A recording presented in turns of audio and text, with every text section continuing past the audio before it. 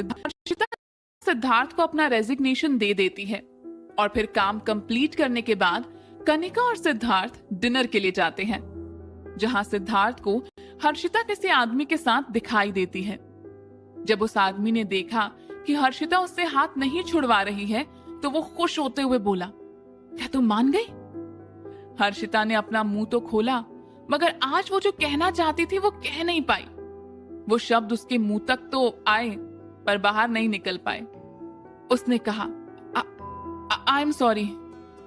उसने माफी मांगते हुए आगे कहा, मैं अभी किसी भी रिलेशनशिप में आने के लिए तैयार नहीं हूं, क्या तुम 1 साल रुक सकते हो? जब उस आदमी ने सुना कि हर्षिता उसे मना कर रही है तो उसे काफी गुस्सा आया। उसने और कस के हर्षिता का हाथ पकड़ लिया। हर्षिता ने कहा, मुझे दर्द हो रहा है। जब उस आदमी ने सुना कि हर्षिता को दर्द हो रहा है तो उसके दिल को शांति मिली।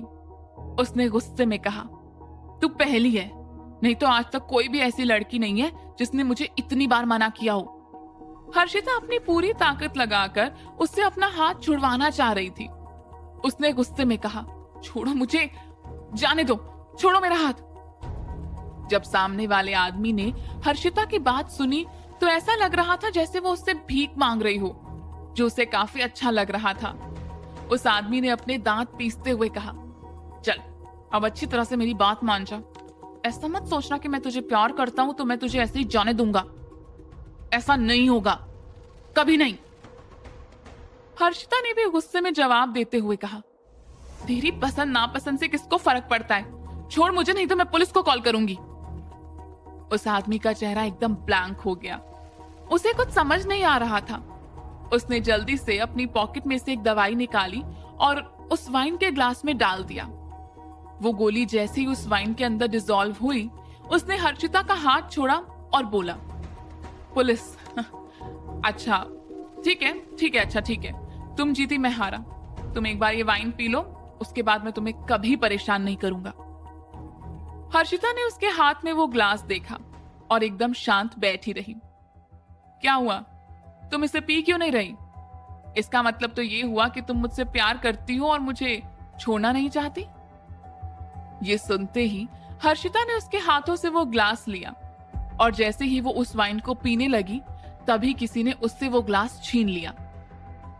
सिद्धार्थ ने गुस्से में उस आदमी की तरफ देखते हुए कहा, इसे हाथ लगाने की हिम्मत कैसे हुई तेरी? जब हर्षिता ने ये जानी पहचानी आवाज सुनी तो वो डर गई। उसने जैसे ही पीछे मुड़कर देखा कि वहां सिद्धार्थ खड़ा है तो पता नहीं क्यों उसकी आंखों में आंसू आ गए और उसे उसके लिए काफी बुरा लगने लगा। जब उस आदमी ने देखा कि उसका प्लान सक्सेसफुल होते होते रह गया तो उसे काफी गुस्सा आया और उसने कहा, कौन है बे तू? इससे पहले कि मैं पुलिस को बुलाऊं और इस ड्रग के बारे में बताऊं, उससे पहले यहां से निकल जा। सिद्धार्थ ने उस वाइन के ग्लास को हिलाते हुए कहा, शायद जो तूने इसके अंदर मिलाया था ना, वो अभी भी इसके अंदर ही है। क्या लगता है हम लोग उसका पता लगा पाएंगे? सिद्धार्थ की बात सुनकर वो आदमी काफी ज्यादा घबरा गया। उसने गुस्से में एक नजर हर्षिता को देखा और फिर जल्दी से उस रेस्टोरेंट से भाग गया। सिद्धार्थ गुस्से में था। उसने हर्षिता की तरफ देखते हुए कहा, तो इस वजह से तुमने रेजिग्नेशन दिया था, बोलो? हर्षिता थोड़ा मुस्कुराई। उसने कहा, हाँ कह सकते हैं, कंपनी में रोज रोज इतना काम होता है कि मुझे ओवरटाइम करना पड़ता है और इस वजह से पर्सनल प्रॉब्लम्स के लिए टाइम नहीं होता। ये सुनकर सिद्धार्थ को काफी इरिटेशन हुई। सिद्धार्थ, मेरी मदद करने के लिए thank you and good bye. Harshita को लगा कि अब उसका वहां रुकना सही नहीं होगा, इसलिए उसने अपना बैग उठाया और जल्दी से वहां से चली गई। सिद्धार्थ ने गेट खोला और वो अंदर जाने ही वाला था कि तभी उसने देखा कि विराज वहां आ गया है, इसलिए वो चुपचाप वहां से चला गया। कनिका ने गेट की तरफ देखते हुए धीरे से कहा, काफी टाइम हो गया सिद्धार्थ को गए, वो अभी तक आया क्यों नहीं? विराज ने कनिका को खाना सर्व करते हुए कहा, वो नहीं आएगा। जब मैं आ रहा था तब वो दूसरे वाले एरिया में किसी की हेल्प कर रहा था और आज पहली बार मैंने उसे इतने गुस्से में देखा था। सिद्धार्थ को गुस्सा आ गया? कनिका हैरान थी, मगर फिर उसने हंसते हुए कहा, अगर सिद्धार्थ जैसे आदमी को गुस्सा आया है तो इसका मतलब किसी लड़की का ही चक्कर होगा। हाँ, विराज ने कहा, तुम काफी पतली हो गई हो, अच्छे से खाना खाओ ताकि तुम्हें उठाने में मजा आए। कनिका शर्मा गई। उसे ऐसे शर्माते देख विराज को काफी अच्छा लगा। वो उसके पास गया और उसने उसके गालों पर एक किस कर दिया। अच्छा, वैसे आज हम लोग कौन सी मूवी देखने चल रहे हैं? विराज ने पूछा। कनिका जवाब में बोली, किस मी। ये सुनकर विराज को काफी अच्छा लगा। उसने कनिका का चेहरा अपनी तरफ किया। कनिका ने विराज की आंखों में देखते हुए कहा, क्या हुआ तुम्हें? विराज ने कनिका को देखा और फिर उसके लिप्स पर किस कर दिया। ओह, कनिका ने विराज को धक्का देते हुए कहा कि तुम क्या कर रहे हो? मैं खाना खा रही हूं। विराज थोड़ा कंफ्यूज होते हुए बोला, मतलब तुमने तो मुझे अभी किस करने के लिए कहा। कनिका को समझ नहीं आया कि आखिर वो क्या कहे। उसने हंसते हुए कहा, बुद्धू, मैं मूवी का नाम बता रही थी। विराज ने थोड़ा नाराज होते हुए कहा, आजकल कैसी मूवीज बनने लग गई हैं? इसका नाम तो देखो, ऐसे तो किसी को भी गलतफहमी हो जाएगी ना। कनिका ने कुछ नहीं कहा। फिर उसने खाना खाते हुए कहा, इस मूवी में मेन रोल रचित का है। वो कब से मेरे पीछे पड़ा है कि मैं उसकी मूवी देखूं और फिर उससे ओपिनियन दूं। उसने मुझे बताया था कि ये सस्पेंस मूवी है और इसका प्यार से कोई लेना देना नहीं है। फिर भी पता नहीं क्यों उसका नाम है ऐसा ही रखा गया है। क्या पता मूवी देखने के बाद तुम्हें पता चल जाए। विराज ने कनिका को सूप पास करते हुए कहा, चलो जल्दी से ये सूप पी लो। कनिका ने वो बाउल उठाया और सारा सूप पी लिया। जब सिद्धार्थ रेस्टोरेंट से बाहर आया तो उसने देखा कि बाहर बारिश हो रही है। वो जल्दी से गाड़ी में बैठा और कंपनी के लिए निकल गया ताकि वो ओवरटाइम कर सके। उसने जैसे ही गाड़ी पार्किंग में लगाई, उसने देखा कि वहां कोई खड़ा है और ऊपर की तरफ देख रहा है। जैसे ही सिद्धार्थ ने उसकी नजर को फॉलो किया तो उसने देखा कि उसके ऑफिस की लाइट जल रही है, जिसे देखकर वो हैरान रह गया। उसने देखा कि हर्षिता पूरी तरह से भीगी हुई है, सर से लेकर पैर तक पानी टपक रहा है। सिद्धार्थ ने अम्ब्रेला निकाला और हर्षिता के पास गया। हर्षिता को महसूस हुआ कि बारिश अचानक से रुक गई है और तभी उसे पता चला कि वहां पर सिद्धार्थ खड़ा है। वो घबरा गई। वो बहुत ज्यादा घबरा गई और जल्दी से वहां से भागने लगी, मगर सिद्धार्थ ने उसे पकड़ लिया। सिद्धार्थ ने उसकी आंखों में देखते हुए थोड़ा गुस्से में कहा, क्या तुम्हें खुद को भी पता है तुम क्या करना चाहती हो? हर्षिता ने सिद्धार्थ की तरफ देखा। उसकी आंखों में आंसू थे, मगर बारिश की वजह से पता नहीं चल रहा था कि आखिर वो रो रही है या नहीं, पर उसके होंठ काफी ज्यादा कांप रहे थे। उसने कहा, सिद्धार्थ, क्या मैं इतनी बुरी हूं?